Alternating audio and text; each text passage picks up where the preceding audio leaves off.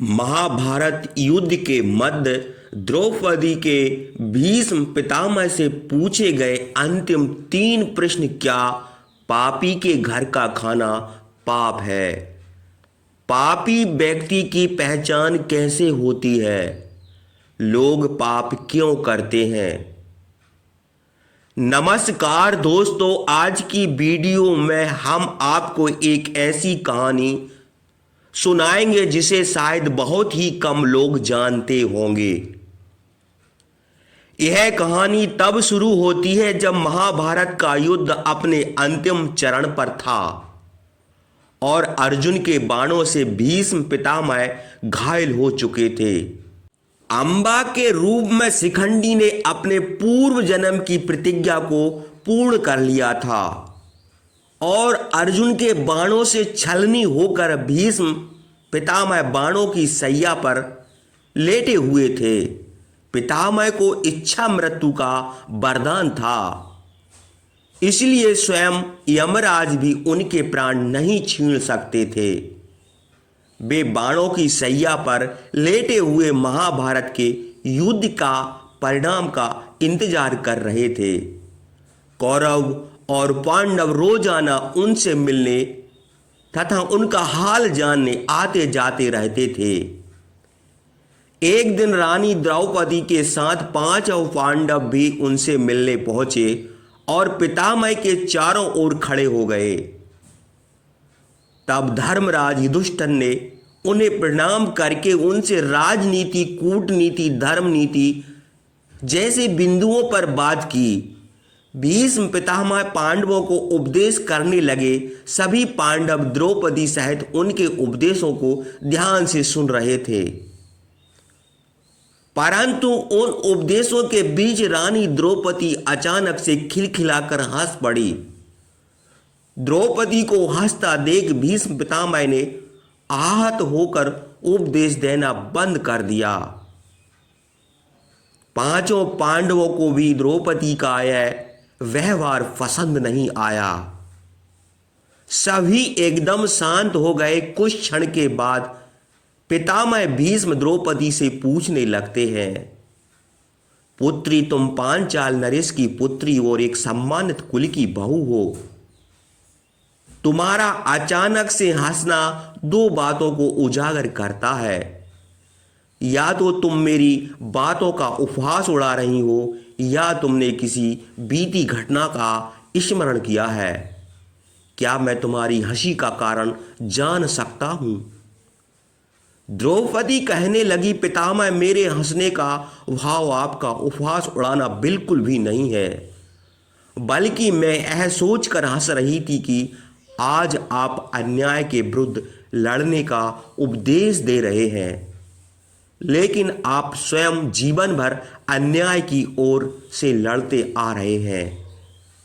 जब मुझे भरी सभा में निर्वस्त्र किया जा रहा था, तब आपका यह ज्ञान कहां चला गया था?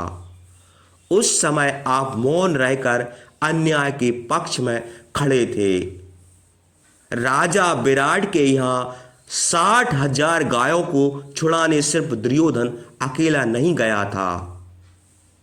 उन चोरों में आप भी शामिल थे और जब महाभारत का युद्ध निश्चित हो गया था, तब भी अधर्म का पक्ष भारी करने के लिए सबसे आगे आप खड़े थे। और आज आप पांडवों को धर्म अधर्म की बातें सिखा रहे हैं। मुझे यही सोचकर हंसी आई थी। द्रौपदी के नुकीले बाण की तरह चुभने वाली बातें सुनकर भीष्म पिता की आंखों में आंसू आ गए। वह कुछ क्षण बाद बोले, हे पुत्री, आज तुम्हारी बातें सचमुच मुझे सोचने पर मजबूर कर रही हैं, परंतु अब मैं विवश हूं और आज जो मैं इन बाणों की सैया पर पड़ा हुआ, इसमें भी मेरा स्वयं का दोष है। हर व्यक्ति अपने कर्म से ही दुख भोगता है और अपने कर्म से ही सुख। पुत्री, तुम तो जानती हो कि अपनी प्रतिज्ञा से बंधा होने के कारण मैं सिर्फ एक कठपुतली बनकर रह गया, जो कारनामे तो बहुत करती हैं, परंतु दूसरों की इच्छा से उस समय मैं दुर्योधन का अन्न खा रहा था। वह अन्न प्रजा को दुख पहुंचाकर एकत्रित किया गया था।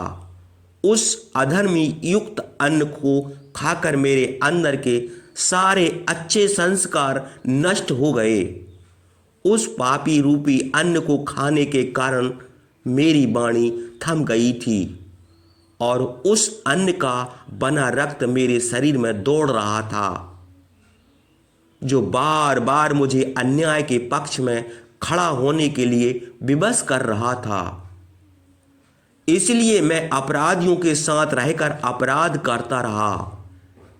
मैंने तुम्हारे साथ भी अपराध किया है पुत्री, इसलिए हे पुत्री मुझे क्षमा कर दो। परंतु आज मैं जो उपदेश कर रहा हूं, इनमें शेष मात्र भी पाप नहीं है। पाप से बना मेरा सारा रक्त अर्जुन के बाणों की सैया पर लेटकर बह चुका है। अब मेरे शरीर का सिर्फ ढांचा बचा है, जिसमें मेरे पिता के द्वारा दिए हुए संस्कार ही शेष बचे हैं।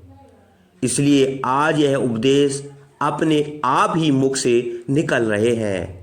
आज मैं तुम्हारे माध्यम से सारे संसार को बताना चाहता हूँ कि पापी के घर का अन्न खाने से बुद्धि कुलिष्ठ हो जाती है, विचार परतंत्र हो जाते हैं, मन दूषित हो जाता है, संस्कार खत्म हो जाते हैं। धर्म की कमाई खाना और खिलाना दोनों ही धर्म है।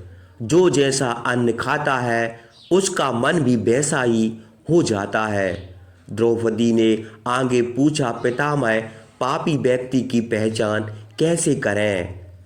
भीष्म पितामह बोले, पुत्री मनुष्य के कर्म ही उसकी पहचान करा देते हैं।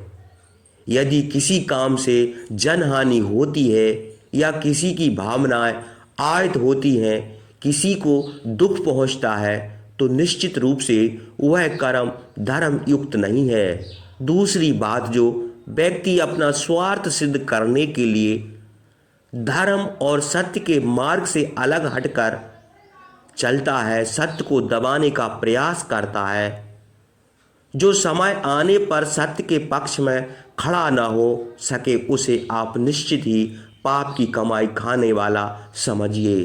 पापी व्यक्ति धर्म की प्रशंसा तो करेगा, भीड़ में उनके साथ भी चलेगा, परंतु आवश्यकता पड़ने पर जो मौन रहे तो समझ लेना कि वह पाप की कमाई खाने वाला है। दुनिया में लाखों प्रकार के पापी हैं, उन्हें समझना और पहचानना बड़ा कठिन है।